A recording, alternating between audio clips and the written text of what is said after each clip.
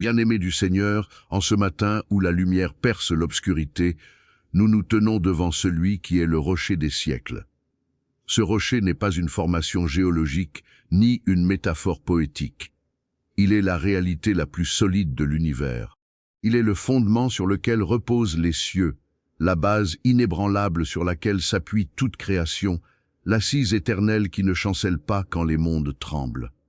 Lui seul est le rocher des siècles, celui qui était avant que le temps ne commence, qui sera après que le temps aura cessé, qui demeure le même à travers toutes les ères, toutes les tempêtes, toutes les révolutions.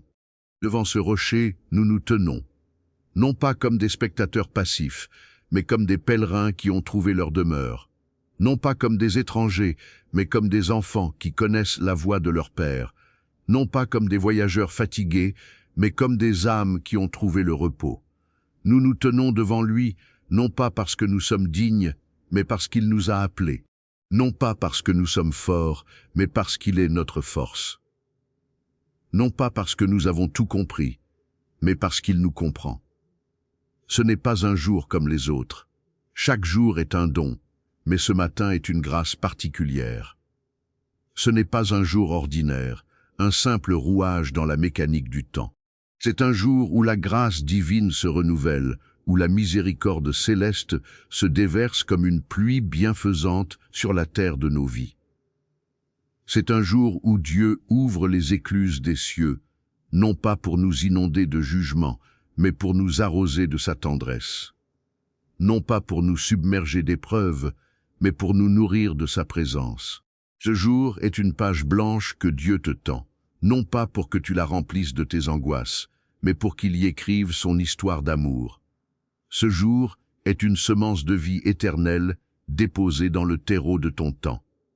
Ce jour est une promesse qui s'offre à toi, une porte qui s'ouvre devant toi, un chemin qui se déploie sous tes pas. Ce n'est pas un jour comme les autres, parce que Dieu est dans ce jour. Et quand Dieu est dans un jour, ce jour devient saint, devient sacré, devient éternel. C'est un jour où la grâce divine se renouvelle. La grâce n'est pas une ressource que nous épuisons, un carburant qui s'épuise à mesure que nous avançons. Elle est une source inépuisable, une fontaine qui ne tarit jamais, une rivière qui coule éternellement. Chaque matin, Dieu renouvelle sa grâce. Elle n'est pas comme la manne qui se gâtait après un jour, ni comme l'eau du rocher qui suffisait pour une seule traversée. Elle est fraîche, nouvelle, vivante. Elle est adaptée à tes besoins d'aujourd'hui, à tes combats de ce jour, à tes faiblesses de cette heure. La grâce n'est pas une excuse pour le péché, mais une puissance pour la vie. Elle ne nous laisse pas dans notre médiocrité, elle nous élève vers notre destinée. Elle ne nous abandonne pas dans notre faiblesse, elle nous revêt de sa force. Elle ne nous laisse pas dans notre solitude, elle nous remplit de sa présence. La grâce est le souffle de Dieu dans nos poumons, la lumière de Dieu dans nos ténèbres, l'amour de Dieu dans nos cœurs. Où la miséricorde céleste se déverse comme une pluie bienfaisante sur la terre de nos vies. La miséricorde n'est pas simplement la clémence d'un juge, c'est l'amour d'un père qui ne peut pas regarder ses enfants souffrir sans agir. C'est le cœur de Dieu qui se penche sur notre détresse, qui voit nos larmes avant qu'elles ne coulent, qui entend nos cris avant qu'ils ne s'élèvent. C'est la main divine qui essuie nos pleurs, panse nos blessures, relève nos vies. La miséricorde est comme la pluie. Elle tombe sur la terre desséchée, sur le sol assoiffé, sur le champ en friche. Elle n'attend pas que nous soyons parfaits, que nous ayons tout arrangé, que nous mérissions sa venue. Elle tombe simplement.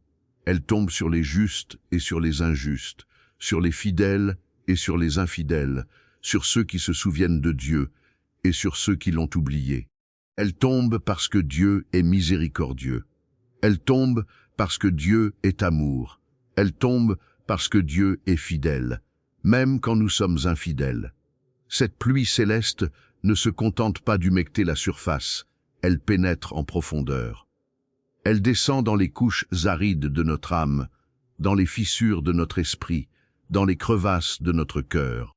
Elle porte en elle la vie, la fertilité, la promesse d'une nouvelle floraison. Là où elle tombe, le désert se transforme en jardin, la sécheresse en abondance, la mort en vie.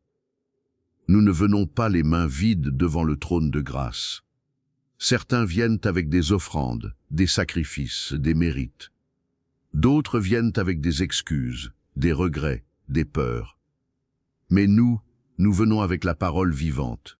Non pas comme un talisman magique, non pas comme une formule incantatoire, mais comme une épée qui tranche les mensonges, comme une lampe qui éclaire nos sentiers, comme un bouclier qui arrête les flèches enflammées du malin.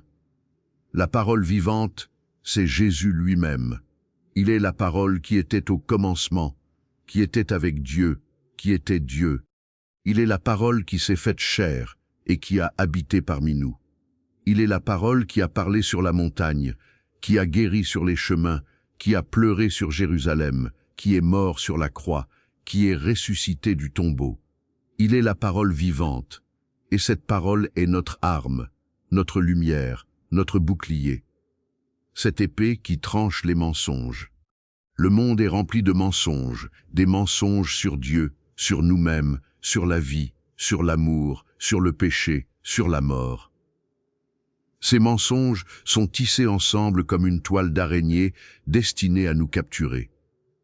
Ils nous disent que nous ne sommes pas assez, que nous ne méritons pas, que nous sommes seuls, que Dieu nous a oubliés, qu'il n'y a pas d'espoir. Mais la parole vivante est une épée qui tranche ces mensonges. Elle les coupe, les déchire, les réduit en lambeaux. Elle ne les ignore pas, elle ne les tolère pas, elle ne les contourne pas. Elle les affronte et les vainc. Car la vérité est plus forte que le mensonge. La lumière est plus puissante que les ténèbres. La vie est plus grande que la mort. Et quand l'épée de la parole entre en action, les mensonges s'effondrent, les illusions se dissipent, les chaînes se brisent. Cette lampe qui éclaire nos sentiers. La vie est un chemin. Parfois, ce chemin est clair, ouvert, lumineux. D'autres fois, il est obscur, tortueux, incertain. Dans les moments d'obscurité, nous avons besoin d'une lampe. Pas une lampe tremblante qui vacille au moindre vent, pas une lanterne qui s'éteint à la première pluie, mais une lampe qui brille toujours, qui ne s'éteint jamais, qui dissipe toute obscurité. La parole est cette lampe. Elle éclaire nos pas, non pas en nous montrant tout le chemin d'un coup, mais en éclairant le pas que nous faisons. Elle nous montre ce qui est juste devant nous, là où nous devons poser le pied. Elle ne nous donne pas la carte complète du voyage, mais elle nous donne assez de lumière pour le prochain pas. Et cela suffit, car un pas dans la lumière vaut mieux que tout le chemin dans l'obscurité. Ce bouclier qui arrête les flèches enflammées du malin. La vie chrétienne est un combat. Pas contre la chair et le sang, mais contre les puissances spirituelles, contre les forces des ténèbres, contre les flèches enflammées du malin. Ces flèches sont de toutes sortes. Les doutes, les peurs, les tentations, les accusations, les découragements. Elles sont empoisonnées par le mensonge, enflammées par la haine, lancées avec précision. Mais nous avons un bouclier. Ce bouclier, c'est la foi en la parole de Dieu. Quand une flèche enflammée est lancée contre nous, nous la recevons sur notre bouclier. La flamme s'éteint, le poison se neutralise, la flèche tombe à terre. Non pas parce que nous sommes forts, mais parce que le bouclier est solide. Non pas parce que nous sommes habiles, mais parce que la foi est fidèle. Non pas parce que nous méritons la protection, mais parce que Dieu nous a donné la victoire. Nous nous tenons devant le Seigneur, non pas dans la crainte qui paralyse, mais dans la crainte révérentielle qui adore. Il y a deux sortes de craintes. Une crainte qui paralyse, qui fait reculer, qui nous pousse à nous cacher. C'est la crainte de l'esclave devant un maître cruel, du pécheur devant un juge sévère, du coupable devant une sentence inévitable. Cette crainte est un fardeau, une prison, une mort. Mais il y a une autre crainte, la crainte révérentielle. C'est la crainte de l'enfant devant un Père aimant, de l'adorateur devant un Dieu saint, de la créature devant le Créateur. Cette crainte n'est pas un fardeau, elle est une libération. Elle n'est pas une prison, elle est une demeure. Elle n'est pas une mort, elle est une vie. car cette crainte est le commencement de la sagesse, la porte de la connaissance, le chemin de la vie éternelle. Nous nous tenons devant le Seigneur dans cette crainte révérentielle. C'est la crainte qui adore. Elle ne fuit pas la présence de Dieu, elle y court. Elle ne se cache pas devant sa sainteté, elle s'y prosterne. Elle ne tremble pas devant sa puissance, elle s'y repose. Elle sait que Dieu est saint, et elle l'adore. Elle sait que Dieu est juste, et elle s'y confie. Elle sait que Dieu est amour, et elle s'y abandonne. Non pas dans le doute qui vacille, mais dans la foi qui déplace les montagnes. Le doute est un ennemi subtil. Il ne se présente pas toujours avec violence. Parfois, il vient en douceur, avec des questions qui semblent raisonnables, avec des interrogations qui semblent légitimes. Mais le doute est un terrain glissant. Il commence par une question et il finit par une crise. Il commence par un « et si » et il finit par un « je ne crois plus ». Il commence par une fissure dans la foi et il finit par un effondrement. Mais nous ne sommes pas appelés à vivre dans le doute. Nous sommes appelés à vivre dans la foi. Non pas une foi qui ignore les difficultés, mais une foi qui les affronte. Non pas une foi qui nie les questions, mais une foi qui les porte à Dieu. Non pas une foi qui prétend tout comprendre, mais une foi qui fait confiance à celui qui comprend tout. La foi déplace les montagnes. Pas la foi qui se vante, pas la foi qui s'impose, pas la foi qui force la main de Dieu, mais la foi qui s'appuie sur lui, la foi qui s'abandonne à lui, la foi qui lui fait confiance même quand tout semble impossible. Cette foi, aussi petite qu'une graine de moutarde, peut déplacer des montagnes. Non pas parce qu'elle est puissante en elle-même, mais parce qu'elle s'accroche à celui qui l'est. Non pas parce qu'elle fait des miracles, mais parce qu'elle croit au Dieu des miracles. Aujourd'hui, nous élevons une prière pour que tout mal soit écarté de nos vies, ces maux visibles qui nous menacent et ces maux invisibles qui rôdent dans l'ombre. Les maux visibles sont ceux que nous pouvons voir, toucher, nommer. Ils sont dans nos corps, dans nos relations, dans nos finances, dans nos carrières. Ils sont les maladies qui affaiblissent, les conflits qui divisent, les dettes qui écrasent, les échecs qui humilient. Ils sont réels, tangibles, douloureux. Mais ils ne sont pas toute la réalité. Il y a aussi les maux invisibles, ceux que nos yeux ne peuvent pas voir, que nos mains ne peuvent pas toucher, que nos mots ont du mal à nommer. Ils sont les attaques spirituelles, les suggestions démoniaques, les pièges du malin. Ils sont les découragements qui s'installent sans raison, les angoisses qui montent sans cause, les doutes qui s'infiltrent sans bruit. Ils sont plus dangereux encore que les maux visibles, car ils agissent dans l'ombre. Ils frappent sans prévenir, ils détruisent sans qu'on les voie. C'est pourquoi nous élevons une prière pour que tout mal soit écarté, visible et invisible, connu et inconnu, passé et à venir. Nous ne voulons pas que le mal nous touche. Nous voulons être protégés, couverts, gardés. Non pas pour une vie sans difficultés, mais pour une vie où les difficultés ne nous détruisent pas. Non pas pour une existence sans épreuves, mais pour une existence où les épreuves nous rapprochent de Dieu. Nous prions pour que les ténèbres reculent devant la lumière de Christ. Les ténèbres ne sont pas une simple absence de lumière, elles sont une force active. Elles cherchent à s'étendre, à envahir, à dominer. Elles ne sont pas passives, elles sont agressives. Elles ne se contentent pas d'occuper un espace vide, elles veulent remplir tout espace. Mais la lumière de Christ est plus puissante que toutes les ténèbres.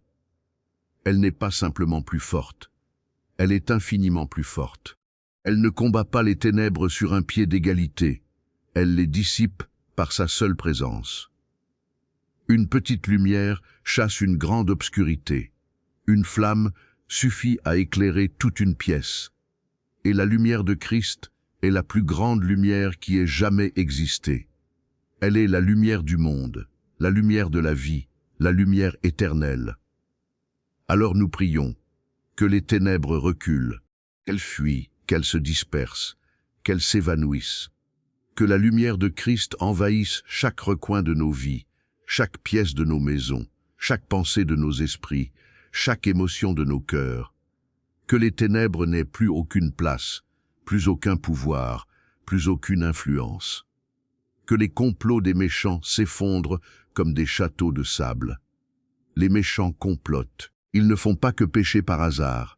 Ils planifient, ils organisent, ils préparent. Ils ont des stratégies, des alliances, des objectifs. Ils construisent des châteaux de sable, des forteresses d'illusions, des empires de mensonges. Mais leurs constructions ne sont pas solides. Elles sont faites de sable, de vent, de néant.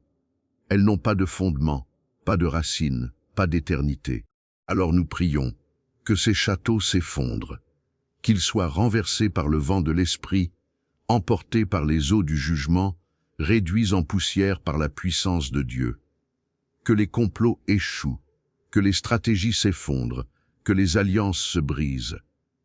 Que les méchants soient confondus, non pas pour notre plaisir, mais pour la justice de Dieu. Non pas pour notre vengeance, mais pour la gloire de son nom. Que les pièges tendus en secret se brisent avant de nous atteindre. Les pièges sont tendus en secret. Ils sont cachés sous des apparences innocentes, dissimulés derrière des sourires aimables, camouflés dans des paroles douces. Ils sont comme des filets dans l'eau, comme des fosses dans le sable, comme des cordes dans l'herbe. Ils attendent leur proie, ils guettent leurs victimes, ils préparent leur capture. Mais nous prions que ces pièges se brisent, qu'ils soient découverts, exposés, anéantis. Que les filets soient déchirés, que les fosses soient comblées, que les cordes soient coupées. Que les pièges tendus pour nous attraper se referment sur ceux qui les ont posés. Que la ruse soit déjouée, que la malice soit confondue, que le mal soit vaincu par le bien. Nous prions pour que Dieu lui-même devienne notre guide. Sans lui, nous sommes comme des brebis égarées. Les brebis sont des animaux fragiles, sans défense, sans orientation. Elles ont besoin d'un berger pour les guider, les protéger, les nourrir. Sans berger, elles errent, elles s'égarent, elles se perdent. Et souvent, elles ne savent même pas qu'elles sont perdues. Elles pensent qu'elles avancent, mais elles tournent en rond. Elles croient qu'elles cherchent, mais elles s'éloignent. Nous sommes ces brebis. Sans Dieu, nous nous égarons sur des chemins qui mènent nulle part, nous poursuivons des rêves qui ne comblent pas, nous cherchons des réponses qui nous échappent. Nous sommes comme des brebis égarées, perdues, vulnérables. Mais nous avons un berger. Il est le bon pasteur, celui qui donne sa vie pour ses brebis, celui qui les connaît par leur nom, celui qui les conduit vers de verts pâturages, celui qui les protège des prédateurs. Nous prions qu'il soit notre guide, notre berger, notre compagnon de route. Sans lui, nous sommes comme des voyageurs sans boussole. La vie est un voyage. Nous marchons, nous avançons, nous progressons. Mais dans quelle direction? Vers quelle destination? Avec quelle certitude? Sans Dieu, nous sommes comme des voyageurs sans boussole. Nous avons des cartes, mais elles sont incomplètes. Nous avons des plans, mais ils sont incertains. Nous avons des rêves, mais ils sont flous. Dieu est notre boussole. Il nous indique le nord, il nous montre la direction, il nous donne l'orientation. Sa boussole n'est pas une aiguille qui tremble. Elle est fixe, elle est sûre, elle est fiable. Elle ne nous trompe pas, elle ne nous égare pas, elle ne nous abandonne pas. Elle nous conduit vers la vie, vers la vérité, vers l'amour. Sans lui, nous sommes comme des navigateurs sans étoiles. Les navigateurs d'autrefois s'orientaient par les étoiles. Dans l'immensité de l'océan, sans repères, sans balises, ils levaient les yeux vers le ciel et ils trouvaient leur chemin. Les étoiles ne bougeaient pas, elles ne mentaient pas, elles ne s'éteignaient pas. Elles étaient leurs guides, leurs assurances, leurs certitudes. Dieu est notre étoile. Il brille dans la nuit de notre incertitude, il brille dans le ciel de notre confusion, il brille dans l'obscurité de notre doute. Il est une lumière qui ne vacille pas, une flamme qui ne s'éteint pas, un guide qui ne se trompe pas. Nous pouvons lever les yeux vers lui, et nous trouverons notre chemin. Nous prions pour qu'il nous protège. Le monde est un champ de bataille. Il ne se repose pas, il ne fait pas de trêve, il ne cesse pas le combat. Les batailles sont partout, dans les relations, dans les pensées, dans les émotions, dans les circonstances. Des coups sont portés, des blessures sont infligées, des pertes sont subies. Et nous ne sommes que des soldats fragiles sans notre commandant. Sans Dieu, nous sommes exposés, vulnérables, démunis. Sans lui, nous sommes des cibles faciles, des proies faciles, des victimes faciles. Mais avec Dieu, nous avons un protecteur, un défenseur, un guerrier. Il se tient devant nous, il nous couvre de son bouclier, il combat pour nous. Il ne nous promet pas une vie sans combat, mais il nous promet la victoire dans le combat. Il ne nous promet pas une vie sans blessures, mais il nous promet la guérison des blessures. Nous prions pour qu'il nous garde en sécurité sous l'ombre de ses ailes. Les ailes de Dieu ne sont pas une métaphore poétique, elles sont une réalité spirituelle. Elles sont un abri, un refuge, une protection. Sous ses ailes, nous sommes à l'abri des tempêtes, des prédateurs, des dangers. Sous ses ailes, nous trouvons la chaleur, la sécurité, le repos. Sous ses ailes, nous sommes cachés, gardés, protégés. Cette sécurité n'est pas illusoire. Elle n'est pas un rêve, pas une illusion, pas une espérance incertaine. Elle est réelle, elle est solide, elle est éternelle. Elle est scellée dans le sang de l'agneau. Le sang de Jésus n'est pas un symbole vide. Il est une réalité vivante. Il est une garantie, un sceau, une promesse. Par son sang, nous sommes rachetés, justifiés, protégés. Par son sang, nous sommes en sécurité pour toujours. Non pas une sécurité qui dépend de nos efforts, de nos mérites, de nos performances, mais une sécurité qui dépend de son amour, de sa grâce, de sa fidélité. La parole déclare « qu'ils soient confondus et couverts de honte, ceux qui en veulent à ma vie, qu'ils reculent et soient humiliés, ceux qui méditent ma perte. » Psaume 35, 4. Cette parole n'est pas un cri de vengeance humaine. Elle pourrait ressembler à une prière de vengeance, à une malédiction lancée contre les ennemis. Mais ce n'est pas cela.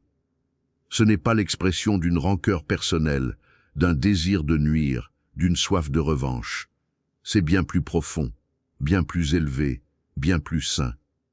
C'est un cri de justice divine. La justice n'est pas la vengeance.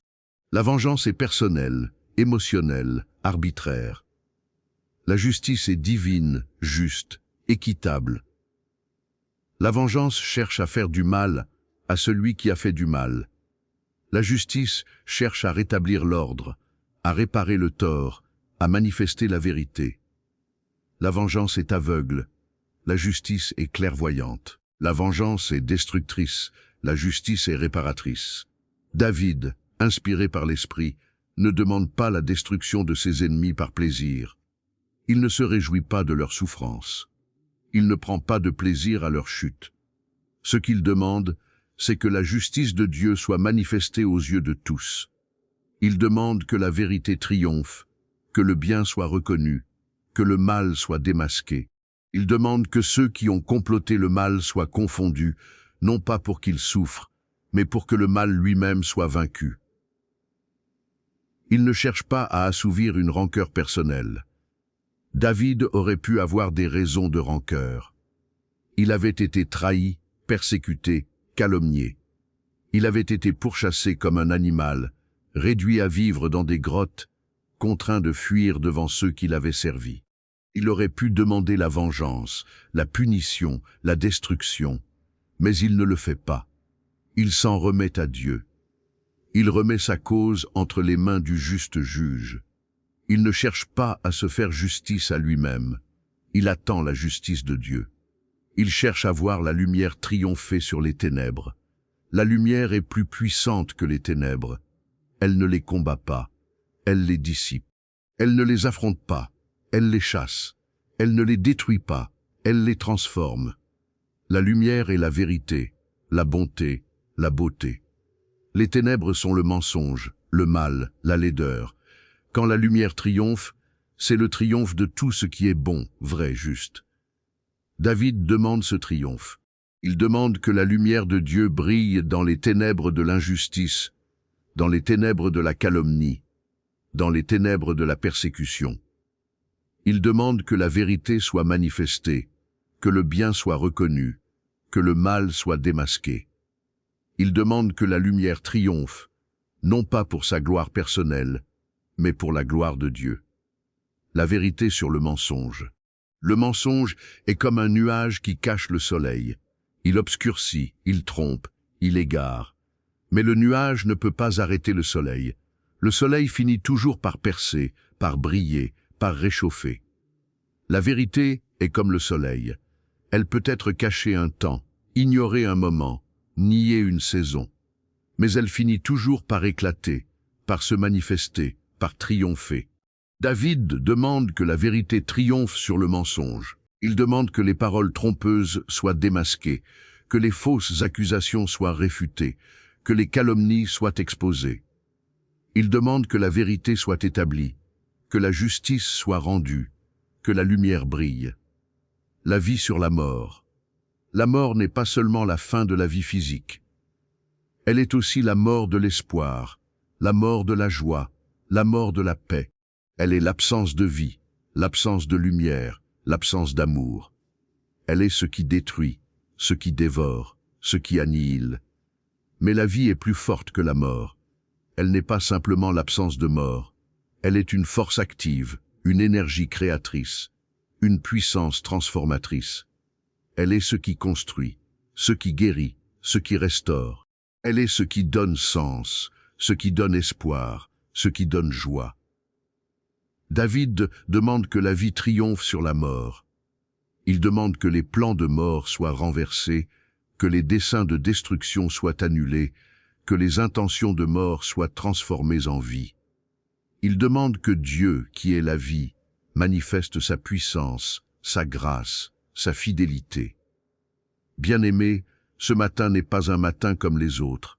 C'est un matin où Dieu nous invite à nous tenir devant lui, non pas dans la peur, mais dans la foi. Non pas dans le doute, mais dans la confiance. Non pas dans la faiblesse, mais dans sa force.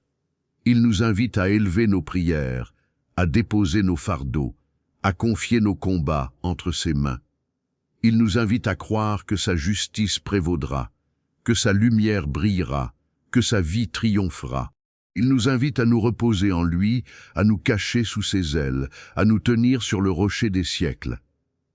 Alors, lève-toi, bien-aimé.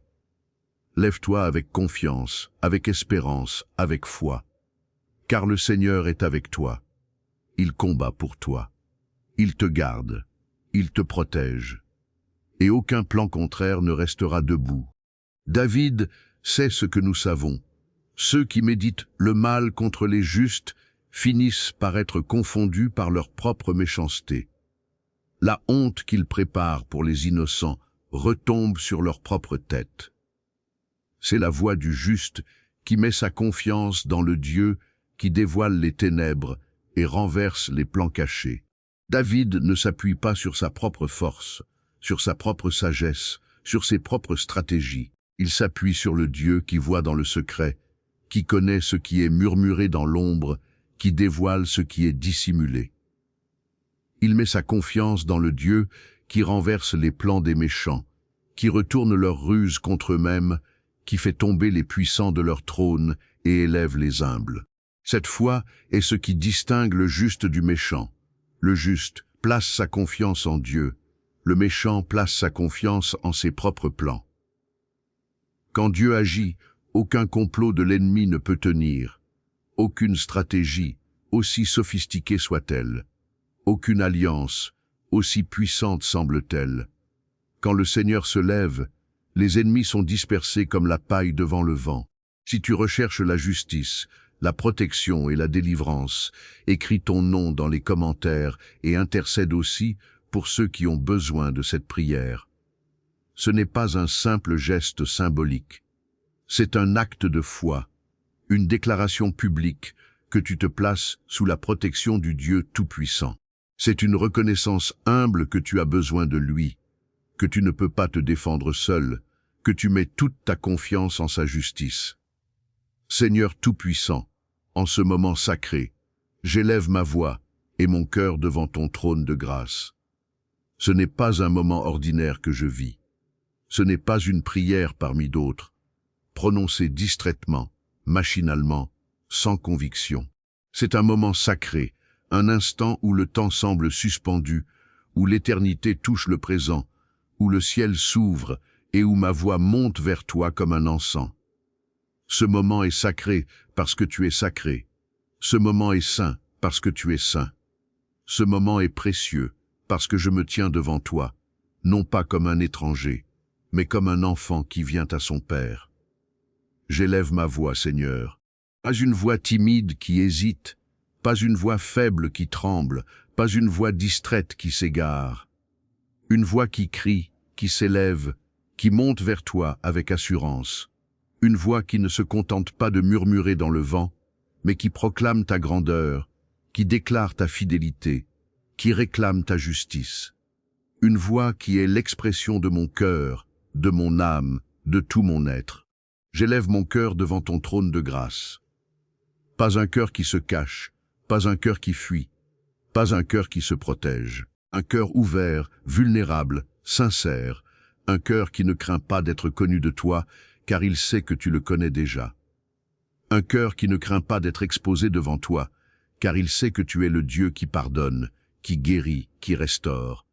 Je ne viens pas avec des paroles vides, mais avec un cœur qui crie vers toi.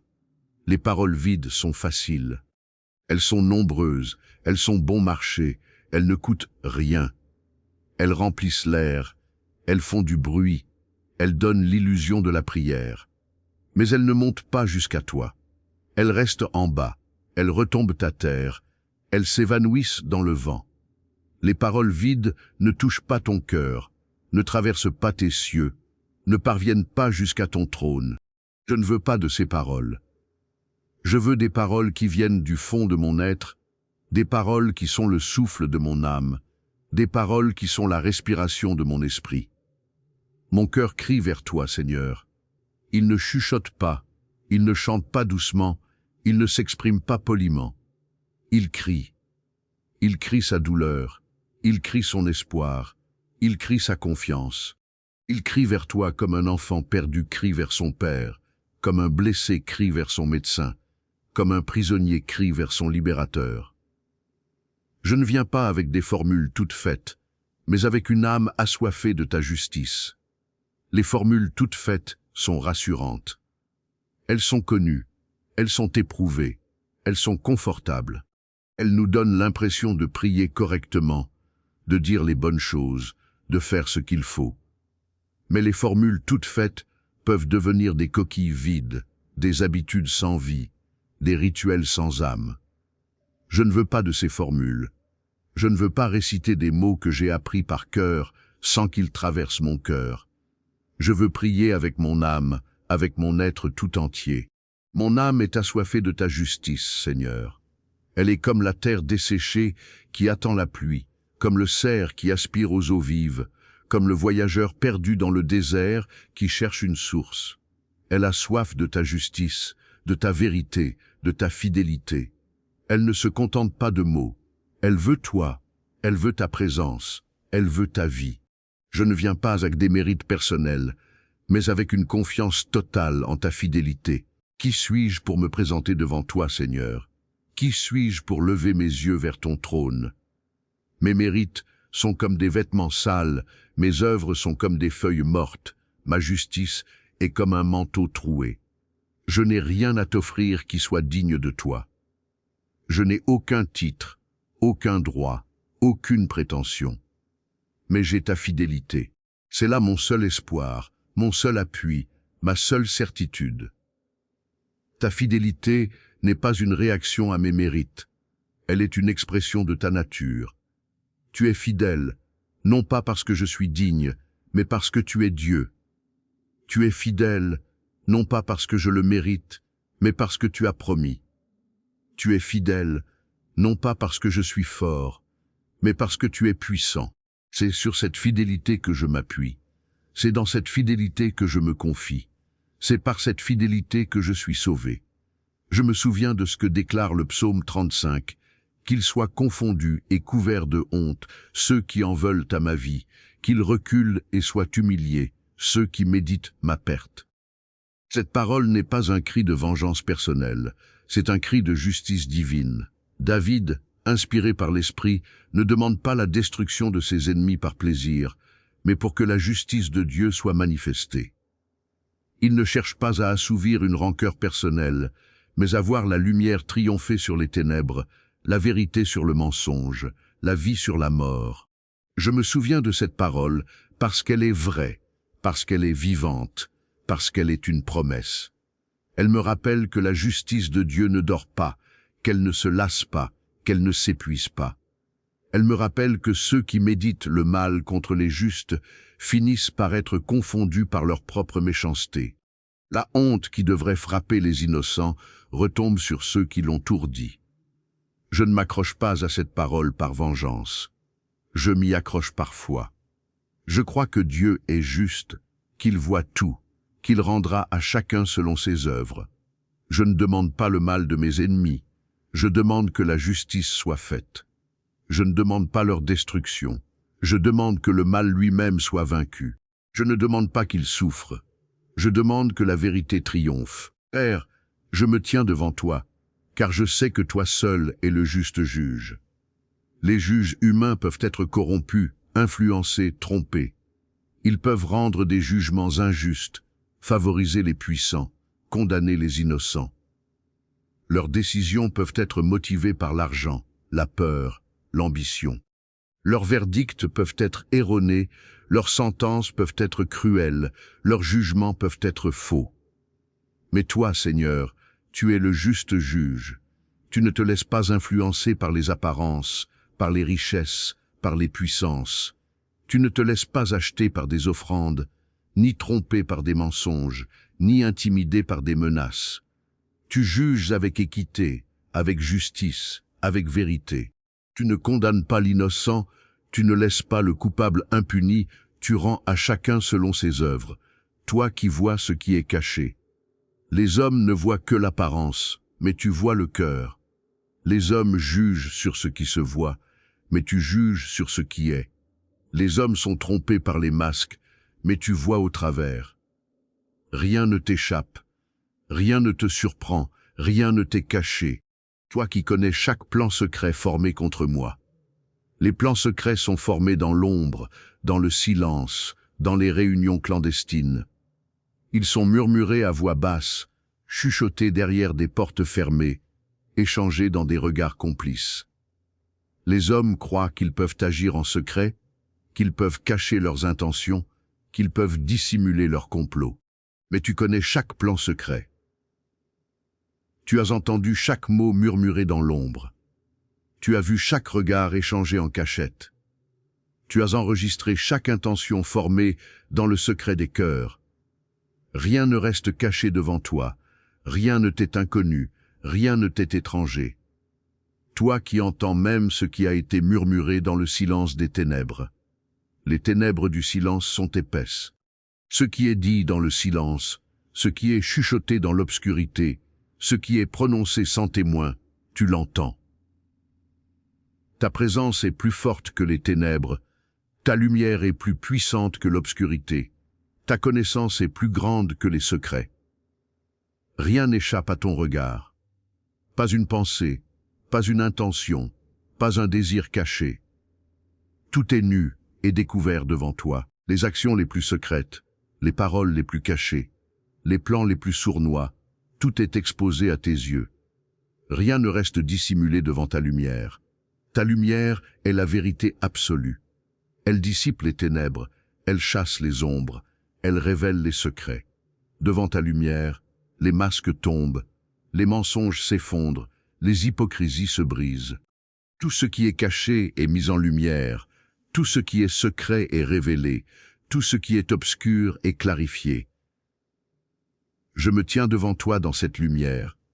Je ne peux pas me cacher, je ne veux pas me cacher, je n'ai pas besoin de me cacher. Car ta lumière n'est pas une lumière qui condamne, mais une lumière qui guérit.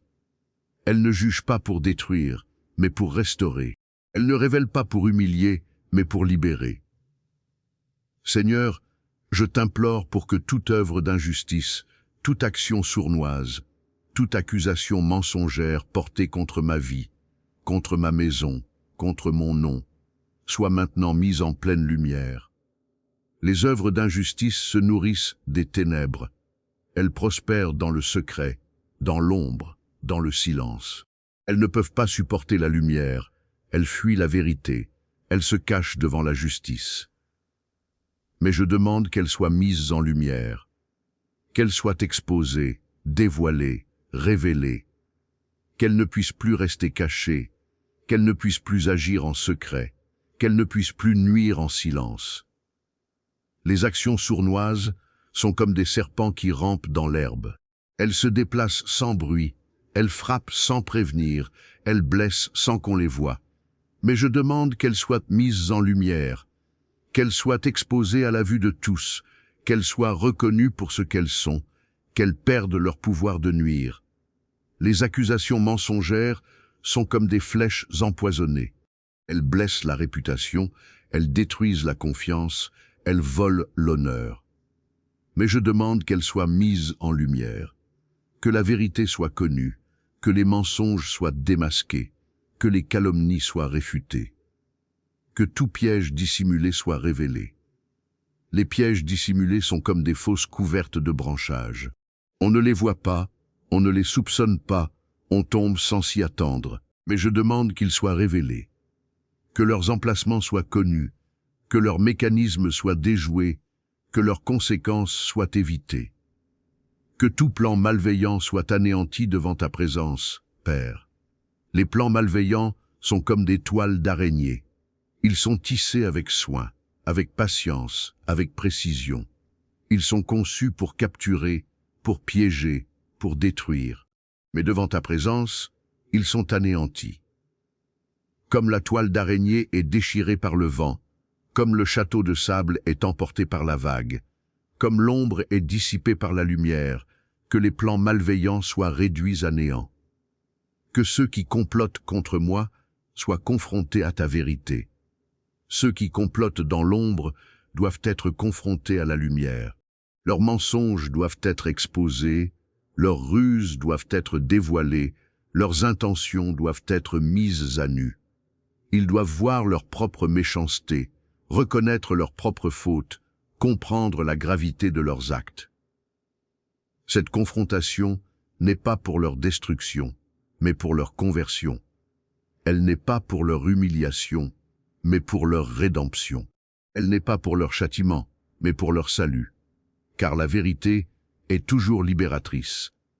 Elle libère ceux qui la reçoivent, et elle libère ceux qui sont confrontés à elle, même si cette confrontation est douloureuse. Que la honte de leur propre méchanceté les atteigne. La honte est une expérience douloureuse, mais elle peut être salutaire. Elle est la conscience qui s'éveille, le cœur qui se brise, l'âme qui se repent. Quand la honte atteint ceux qui ont fait le mal, elle peut les amener à se tourner vers Dieu, à demander pardon, à changer de voie. Je ne souhaite pas leur honte pour qu'ils souffrent, mais pour qu'ils se repentent. Je ne souhaite pas leur humiliation pour qu'ils soient détruits, mais pour qu'ils soient sauvés. Car la honte de la méchanceté est un chemin vers la guérison, une porte vers la grâce, une opportunité de recommencement. Et que ton nom soit glorifié dans ma victoire. Ma victoire n'est pas ma gloire, mais la tienne. Ma délivrance n'est pas mon mérite, mais ta grâce. Mon relèvement n'est pas ma force, mais ta puissance. Que tous voient, que tous sachent, que tous reconnaissent. C'est Dieu qui a agi, c'est Dieu qui a sauvé, c'est Dieu qui a vaincu. Que ta gloire soit manifestée dans ma vie, dans mon histoire, dans ma délivrance. Que ceux qui m'observent comprennent que ma confiance n'est pas en ma propre capacité à me défendre, mais en la puissance de mon Dieu qui combat pour moi. Que ta gloire soit visible non seulement dans ma victoire, mais aussi dans la manière dont tu as démantelé chaque plan de l'ennemi. Ô Dieu, tu connais chaque injustice que j'ai subie.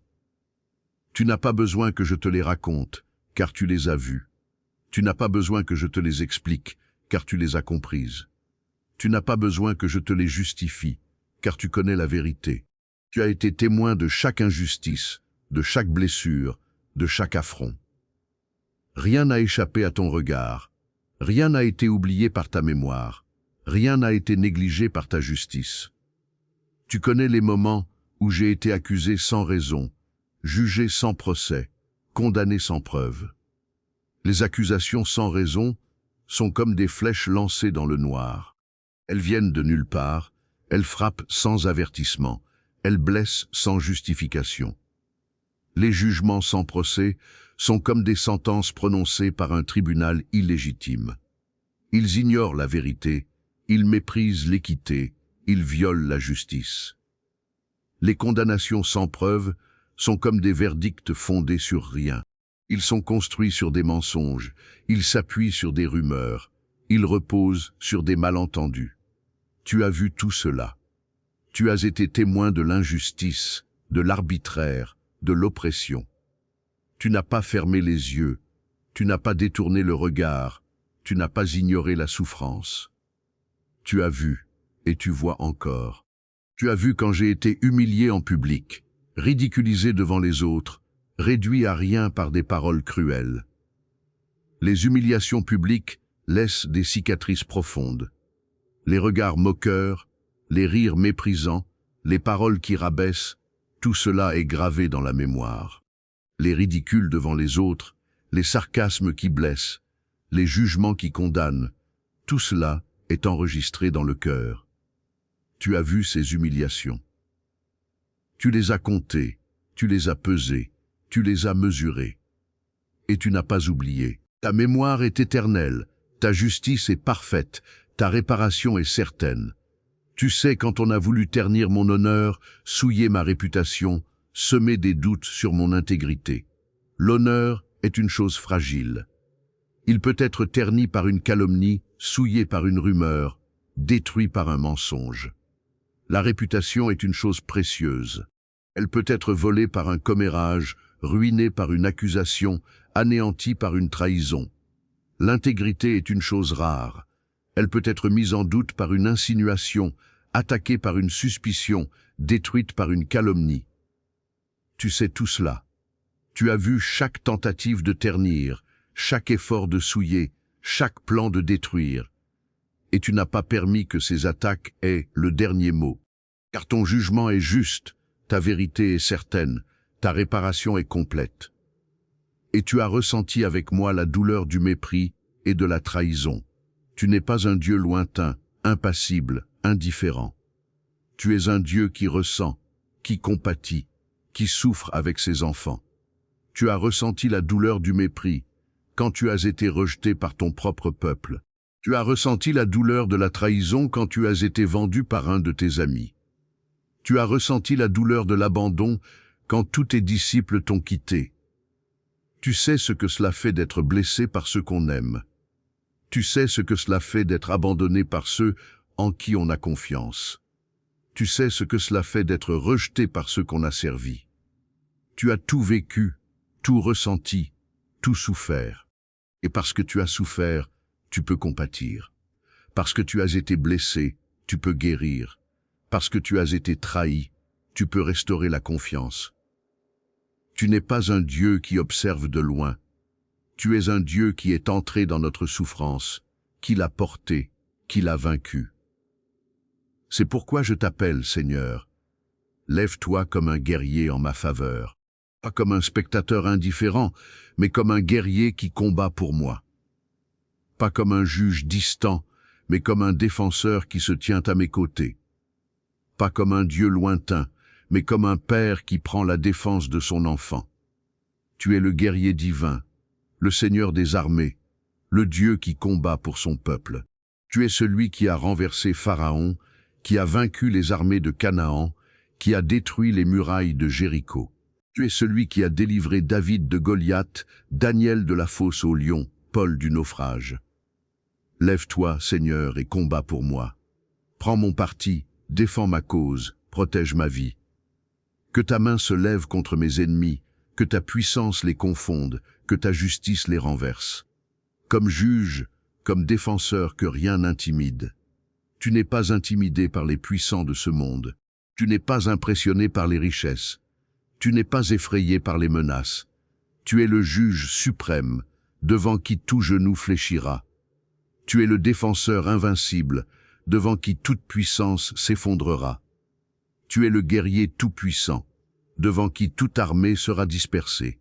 Je mets ma confiance en toi, non pas dans la puissance des hommes, non pas dans la sagesse des conseillers, non pas dans les alliances du monde.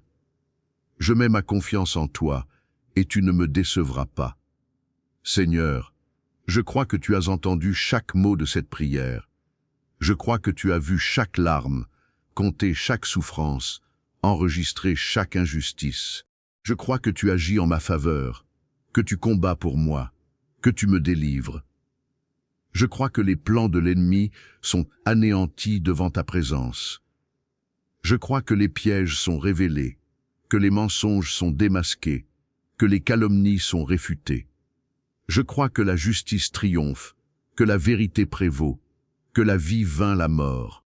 Je crois que ma victoire est assurée, non pas par ma force, mais par ta grâce. Non pas par mon mérite, mais par ta fidélité. Non pas par ma sagesse, mais par ta puissance. Alors, je me tiens devant toi, Seigneur, non pas dans la peur, mais dans la foi. Non pas dans le doute, mais dans la certitude. Non pas dans la faiblesse, mais dans la force que tu me donnes. Je te confie ma cause, je te confie ma vie, je te confie mon avenir, car tu es le juste juge, le Dieu tout-puissant, le Père aimant. Et entre tes mains, je suis en sécurité. C'est pourquoi je t'appelle, Seigneur. Lève-toi comme un guerrier en ma faveur, comme juge, comme défenseur que rien n'intimide.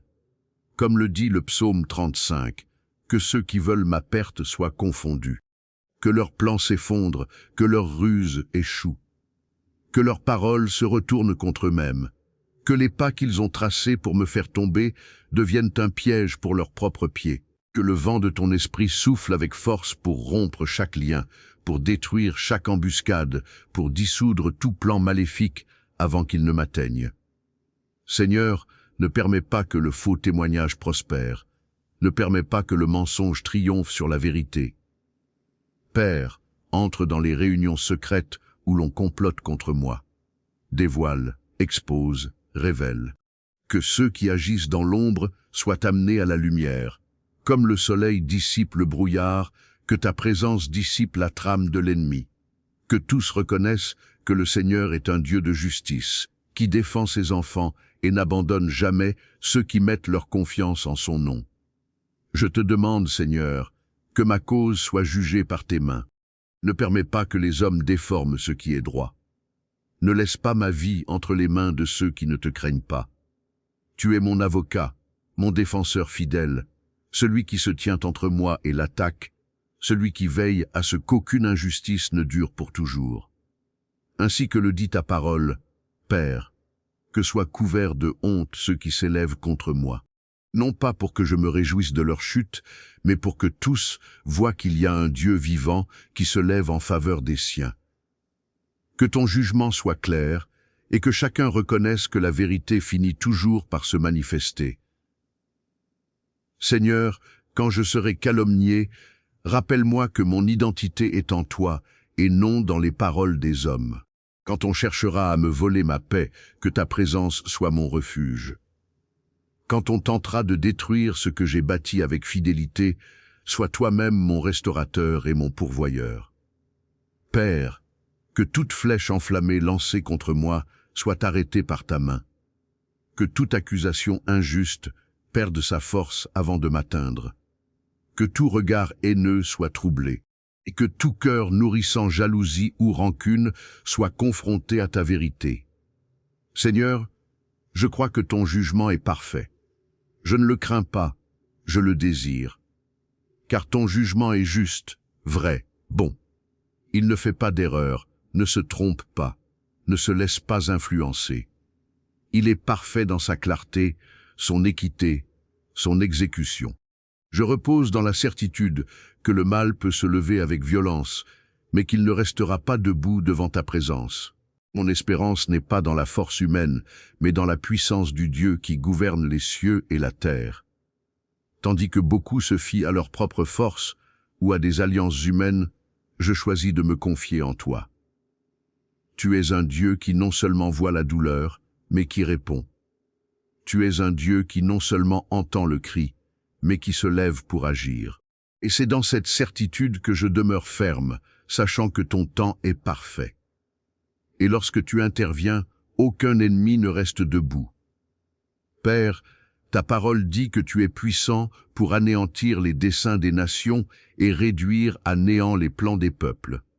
Si tu le fais devant des armées entières, combien plus le feras-tu devant ceux qui osent toucher à ton enfant, Seigneur? Que chaque pas prévu contre moi devienne un obstacle pour l'ennemi lui-même. Que le chemin qu'il a préparé pour ma chute se transforme en impasse pour lui. Que toute embuscade perde sa raison d'être. Que tout filet tendu pour me piéger soit déchiré avant de m'atteindre. Que ta main forte et puissante change le cours des événements, afin que rien ne s'accomplisse selon ce qui a été machiné contre ma vie. Père, je sais que souvent l'ennemi agit dans le silence, attendant le moment propice pour frapper. Mais je t'en prie, précède mes pas. Va devant moi. Ouvre mes yeux spirituels pour que je perçoive le danger avant qu'il ne m'atteigne. Comme le vent disperse la fumée, que ta présence anéantisse toute stratégie conçue dans le secret. Qu'ils perdent leur concentration, que leurs pensées se troublent, que leur esprit s'affaiblisse. Père, que même ce qui a déjà été préparé devienne inutile, que chaque piège se brise en morceaux, que chaque porte qu'ils ont tenté d'ouvrir contre moi se referme avec force, et que le son de cette porte qui se ferme soit l'annonce que tu as déjà pris en main la bataille. Seigneur, ta parole dit que l'ennemi viendra par un chemin, mais qu'il fuira par 7. Que cela s'accomplisse maintenant dans ma vie. Que toute force contraire, visible ou invisible, soit dispersée de telle manière qu'elle ne puisse jamais plus se rassembler contre moi. Qu'il fuit devant ta présence, non parce que je suis fort, mais parce que tu es puissant et que tu habites en moi. Seigneur, ne permets pas que l'ennemi trouve du repos tant qu'il cherchera à toucher à ma vie. Qu'à chaque tentative avortée, il sache qu'il y a un Dieu vivant qui me protège, qui me guide, et qui ne permet pas que je sois vaincu. Père, je prie aussi pour recevoir le discernement nécessaire afin de ne pas me laisser troubler par le bruit des menaces. Car je sais que souvent l'ennemi rugit comme un lion, mais qu'il n'a aucun pouvoir réel pour me toucher, et que tu le tiens déjà enchaîné. Aide-moi à rester ferme, fixant mes yeux uniquement sur toi, sans me laisser distraire par le chaos que toi-même es en train de semer dans le camp adverse pour me protéger. Que tous voient et reconnaissent que c'est le Seigneur qui est intervenu. Que ta gloire soit visible non seulement dans ma victoire, mais aussi dans la manière dont tu as démantelé chaque plan de l'ennemi. Que ceux qui m'observent comprennent que ma confiance ne réside pas dans ma propre capacité à me défendre, mais dans la puissance de mon Dieu qui combat pour moi. Quand le Seigneur se lève, aucun plan contraire ne peut rester debout. Et je sais, mon Dieu, que le camp de l'ennemi n'est déjà plus le même. Car tu y es entré et tu as tout transformé en désordre, afin que ma vie reste en sécurité entre tes mains puissantes. Seigneur, il existe des moments où l'âme est écrasée par le poids des affronts, où les insultes s'accumulent comme des briques sur une poitrine, où les humiliations pèsent comme des chaînes sur les épaules, où les rejets blessent comme des couteaux dans le cœur. Il y a des blessures qui ne viennent pas des mains mais des bouches, des attaques qui ne viennent pas des armes mais d'intentions dissimulées. Tu les connais toutes. Tu as vu chaque blessure, chaque insulte, chaque humiliation. C'est pourquoi aujourd'hui je t'implore, Père, entoure ma vie de ta protection comme d'un mur inébranlable. Couvre-moi de tes ailes, et ne permets plus à rien de m'atteindre. Seigneur, tu es celui qui restitue ce qui a été perdu. Tu ne fais pas qu'éloigner le danger, tu redonnes. Je t'en prie, rends-moi ce que l'on a tenté de me voler. Restaure ma réputation devant tous. Restaure ma crédibilité. Restaure ma paix. Que ceux-là même qui ont cherché à m'exposer soient témoins de ton intervention, et qu'ils voient de leurs propres yeux l'honneur venu de ton trône se poser à nouveau sur moi. Père, tout comme ton serviteur David, entouré d'ennemis, a vu son honneur élevé devant le peuple, que cela m'arrive également. Ce n'est pas ma gloire, c'est la tienne. Protège-moi, Seigneur, non seulement contre les attaques évidentes, mais aussi contre les subtilités qui rongent l'honneur en silence. Que ma vie soit protégée non seulement des blessures physiques, mais aussi de tout ce qui tenterait de me réduire aux yeux des autres. Que mon nom reste inscrit dans ton livre, intact et préservé comme un héritage que personne ne peut toucher. Tout comme Joseph, trahi et vendu, mais placé en position d'honneur par le Seigneur, je t'implore que mon histoire soit aussi marquée par ce retournement que seul ton pouvoir peut accomplir. Que mon honneur ne soit pas mesuré par la reconnaissance humaine, mais par le sceau de ton approbation. Seigneur, donne-moi la sérénité d'attendre ton action, car je sais que ton temps est parfait et que ma restauration sera complète et visible de tous. Père, que les tentatives de m'attaquer deviennent vaines. Que les mains qui se lèveront contre moi ressentent le poids de ta présence. Que tout regard hautain soit confronté à l'éclat de ta gloire sur moi. Et que toute langue qui cherchera à me diffamer se taise devant ton jugement. Je t'en prie également, Seigneur, restaure non seulement ce qui a été perdu, mais élève-moi encore plus haut pour montrer que ta récompense va bien au-delà de la simple réparation.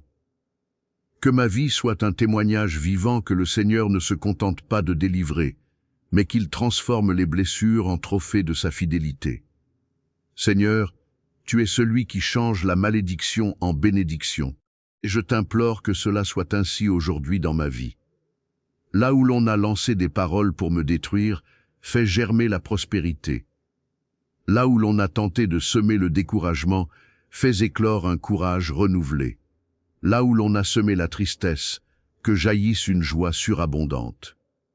Père, revêt-moi de l'armure spirituelle pour que je ne sois pas vulnérable aux attaques invisibles, le casque du salut pour garder mes pensées, la cuirasse de la justice pour protéger mon cœur, le bouclier de la foi pour éteindre tous les traits enflammés du malin, l'épée de l'esprit pour résister et vaincre. Que mes pas soient fermes et guidés par ton esprit, et qu'aucun chemin préparé pour le mal ne parvienne à m'attirer. Seigneur, examine aussi les brèches qui pourraient exister dans ma vie. Lave-moi dans ton sang. Purifie mes intentions. Fortifie mon esprit, afin que je ne donne aucun accès à l'action des ténèbres. Père bien-aimé, je sais que l'ennemi ne se repose jamais dans ses plans. Mais je sais aussi que toi, Seigneur, tu ne dors jamais. Je sais que tu es le gardien constant de ma vie, celui qui veille sur moi jour et nuit, et qui ne permet pas que je sois vaincu. Que ceux qui m'observent dans l'attente de ma chute soient forcés de voir ma stabilité. Que ceux qui ont désiré ma défaite soient surpris de me voir avancer, protégé et fortifié par toi. Seigneur, que ce retournement ne serve pas seulement à me protéger, mais aussi à fortifier ma foi, et à me rappeler que même lorsque je ne vois rien, tu es en train d'agir, que je ne perde jamais de vue que ta présence est la plus grande barrière contre toute attaque, plus qu'une armée, plus qu'une forteresse, plus qu'un bouclier. Ta présence est la protection suprême. Seigneur, comme il est écrit, la vérité germera de la terre et la justice regardera des cieux. Que cette vérité germe maintenant dans ma vie. Apprends-moi à rester ferme et silencieux lorsque tu me le demandes, et à parler lorsque c'est nécessaire. Que ma réaction soit guidée par ta sagesse et non par l'émotion. Car je sais que la bataille pour mon honneur ne m'appartient pas, mais t'appartient. Seigneur, rappelle-moi que beaucoup avant moi ont été attaqués injustement, mais qu'ils sont restés fermes dans ton dessein. Joseph, Daniel, Jésus lui-même, que je trouve ma force dans ces exemples, afin de croire que toi aussi, Seigneur, tu écriras un retournement pour mon histoire. Et lorsque cette élévation viendra, Père, garde mon cœur, afin que je n'oublie pas d'où tu m'as tiré. Que je n'utilise pas le lieu d'honneur comme un trophée personnel, mais comme une plateforme pour continuer à élever ton nom. Père bien-aimé, je me tiens devant toi non seulement pour parler des combats que j'affronte, mais aussi pour reconnaître que même au milieu d'eux, tu me soutiens par une joie que le monde ne peut pas donner et que personne ne peut enlever. Ta parole, dans le psaume 35, verset 9, déclare « Mon âme se réjouira en l'Éternel et sera ravie de son salut. » C'est dans cette promesse que je trouve repos et force, car je sais que ma joie est enracinée dans la certitude de ton salut et dans le soin constant que tu as pour moi. Père, je sais que tous les jours ne sont pas faciles. Il y a des moments où les pressions de la vie tentent d'éteindre l'éclat de l'espérance et où le poids des batailles veut voler la paix que tu m'as donnée. Mais c'est dans ces moments-là que je sens ta présence s'approcher et renouveler mes forces. C'est dans ces jours que je réalise que la joie qui vient de toi n'est pas comme la joie passagère que le monde offre, mais qu'elle est comme un fleuve qui continue de couler en moi, même lorsque le désert extérieur semble sans fin. Seigneur, aide-moi à discerner ton soin dans les petites choses. Ouvre mes yeux pour que je voie ta bonté dans l'air que je respire, dans le soleil qui se lève chaque matin, dans la nourriture qui arrive sur ma table, dans les délivrances silencieuses que tu opères sans que je m'en rende compte. Apprends-moi à apprécier chaque pas assuré que je fais, chaque jour où je me réveille et peux voir, entendre, ressentir et expérimenter le don de la vie. Que je ne vive pas seulement dans l'attente des grandes réponses, mais que j'apprenne à célébrer chaque signe de ton attention quotidienne. Père, la joie que tu me donnes ne dépend pas de ce que les autres disent ou font. Elle ne dépend pas de l'approbation humaine ni des résultats immédiats. Elle vient de la certitude que tu es avec moi et que mon histoire est entre tes mains. C'est pourquoi, même au cœur des batailles, je peux sourire et avancer. Car je sais que ton amour est plus grand que toute opposition et que ta fidélité me soutient. Je veux, Seigneur, marcher dans tes voies avec légèreté et gratitude. Même lorsque le chemin est étroit ou escarpé, je veux marcher avec légèreté, avec gratitude, avec joie. Je veux que ma foi ne soit pas seulement marquée par les victoires remportées, mais aussi par la joie quotidienne de marcher avec toi. Car je sais que tu n'es pas seulement le Dieu qui intervient pour me donner la victoire, mais aussi l'ami fidèle et constant, qui me soutient, me console et me fortifie tout au long de ma route. Père, que cette joie ne soit pas superficielle mais profonde, enracinée dans le roc de ta parole et dans la certitude de ton salut. Qu'elle soit si forte que même lorsque les larmes couleront, je ne perde pas l'éclat de mon regard. Qu'elle soit si réelle qu'elle touche ceux qui m'entourent, afin qu'eux aussi comprennent que la vraie joie ne vient pas des circonstances, mais de la présence constante du Seigneur. Seigneur, je veux apprendre à me reposer dans ton soin, comme un enfant confiant dans les bras de son Père. Je veux vivre de telle manière que même en temps d'incertitude, je garde le cœur ferme, me souvenant de tout ce que tu as déjà accompli. Car je sais que la même main qui m'a soutenu dans le passé continuera de me soutenir dans l'avenir. Père, si un jour je me laisse distraire et permets à l'anxiété de remplacer la confiance, que ton Saint-Esprit me rappelle tes promesses. Que je tourne mes yeux vers ce qui est éternel et non vers ce qui est passager. Que je choisisse la joie non comme une émotion passagère, mais comme une décision quotidienne de me confier en toi. Et ainsi, Seigneur, même si le paysage autour de moi semble sombre, même si des voix disent qu'il n'y a pas d'issue, je me souviendrai que tu es ma lumière et mon salut. C'est pourquoi mon âme se réjouira en l'Éternel et se ravira en ton salut aujourd'hui et tous les jours de ma vie. Peu importe ce qui viendra, Père, la joie que tu m'as donnée est plus grande que n'importe quelle tempête que je pourrais affronter. Elle est l'encre de mon âme, le carburant de ma marche, et la preuve vivante que tu es avec moi en tout temps. C'est pourquoi je continuerai à marcher dans tes voies, célébrant chaque pas, sachant que le meilleur est encore à venir. Ta parole, dans le psaume 35, verset 10, dit.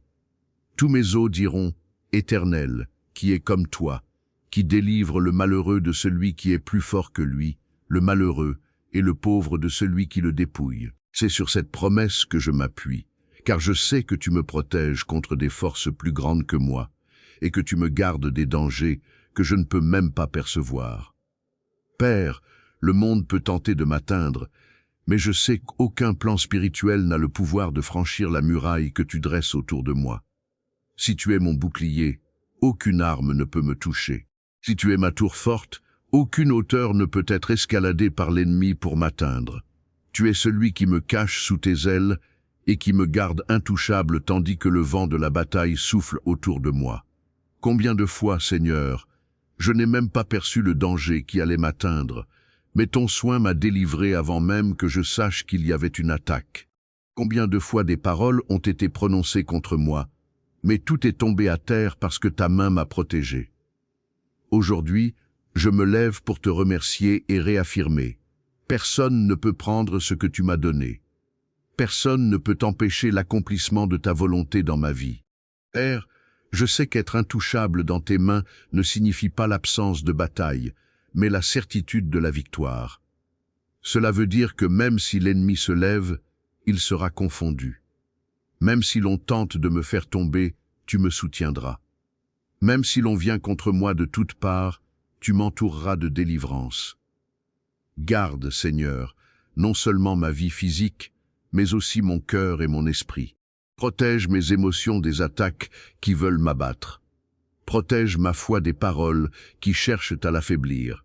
Que je sois si caché en toi que l'ennemi ne trouve aucun espace pour semer la peur, le doute ou l'insécurité. Comme le déclare ta parole, ma vie est cachée avec Christ en Dieu.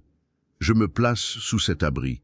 Je sais qu'aucune force contraire ne peut franchir le bouclier de ta présence. Je sais que tant que tu marches devant moi, aucun mal ne pourra atteindre ce que tu as scellé comme tien. Père, que je ne vive pas paralysé par la crainte de ce qui pourrait arriver, mais poussé par la certitude de ce que tu as déjà décrété. Que je marche sans regarder en arrière, car je sais que l'ennemi ne peut prendre possession de rien qui appartienne à ton plan. Et lorsque viendront les jours de pression, rappelle-moi que je ne suis pas vulnérable entre les mains des hommes, mais en sécurité dans les mains de Dieu. Que je n'oublie jamais que ses mains ont déjà ouvert la mer, fait tomber des murailles, fermé la gueule des lions, et qu'elles continuent d'agir aujourd'hui avec la même puissance sur moi et sur tout ce que tu m'as confié. Seigneur, je me repose dans cette vérité. Peu importe qui essaie, peu importe combien de fois ils essaieront, peu importe d'où vient l'opposition, si tu as dit que c'est à moi, personne ne pourra le prendre. Si tu as déclaré que j'arriverai, rien ne pourra m'arrêter. Car je suis gardé, scellé et intouchable dans les mains du Dieu Tout-Puissant. Et c'est là que je resterai pour toujours. Il y a des jours où le poids de la vie essaye de nous faire croire que nous sommes vulnérables, exposés et sans protection.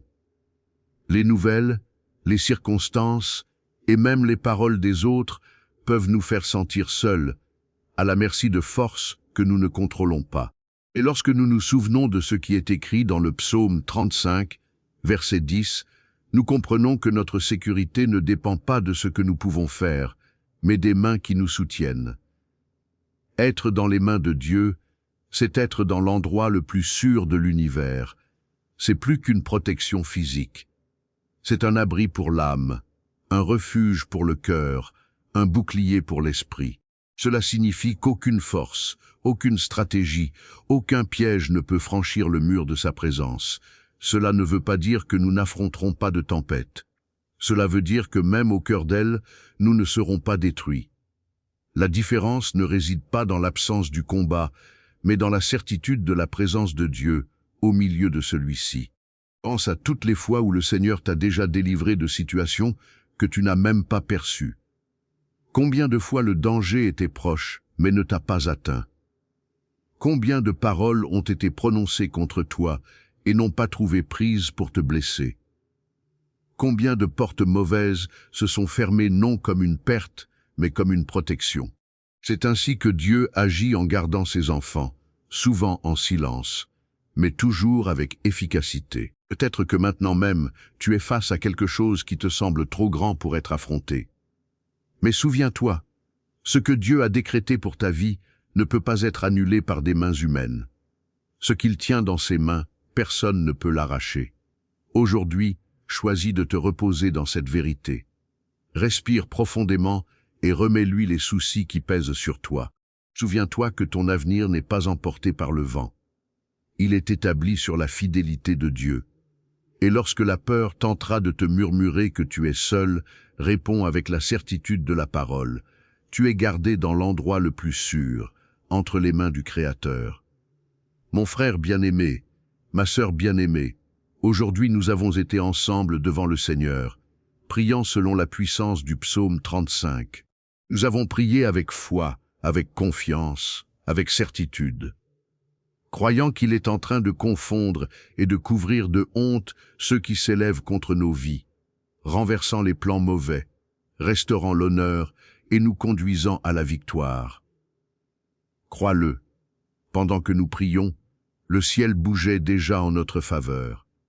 Reste ferme, car le Dieu qui te garde ne dort pas. Il a déjà mis une limite à toute persécution. Sa justice est parfaite et viendra au moment choisi, afin que tous sachent que ta vie est entre les mains du Tout-Puissant. Si cette prière a parlé à ton cœur, abonne-toi dès maintenant à cette chaîne pour continuer à recevoir chaque jour des paroles et des prières qui fortifient et protègent. Écris dans les commentaires ton nom et celui de ceux qui ont besoin de cette couverture spirituelle afin que nous puissions intercéder ensemble. Et ne garde pas cette prière pour toi seul. Partage-la avec ta famille et tes amis pour que d'autres soient fortifiés par la puissance de la parole et l'action du Seigneur. Aujourd'hui, la protection de Dieu est sur toi, et aucun plan contraire ne restera debout. Amen. Que Dieu te bénisse et te garde.